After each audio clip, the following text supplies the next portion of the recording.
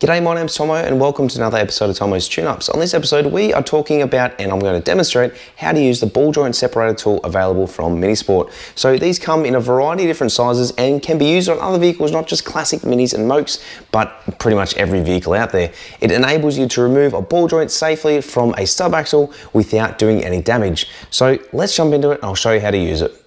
Alright, so here's one I prepared earlier. We need to remove the ball joint from the upper control arm. First thing you need to do is remove the nut and the washer.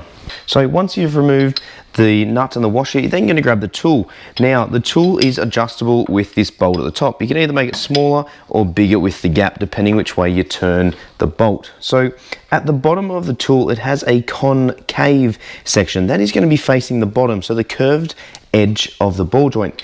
What you're going to do is slide it directly on the top like that, until it seats and is completely butted up against there.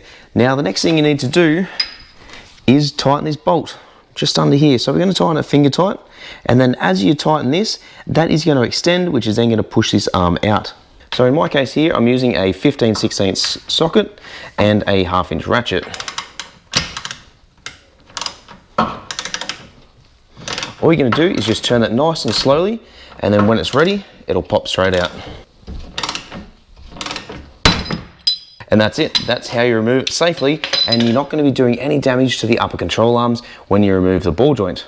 So that's it, guys. Thanks heaps for watching. I hope you enjoyed the episode and you learned something. This tool is fairly cheap and is a really good thing to have inside your toolbox. Make sure to check out the full range at minisport.com.au, and we'll see you right here on another episode of Tomo's Tune-Ups.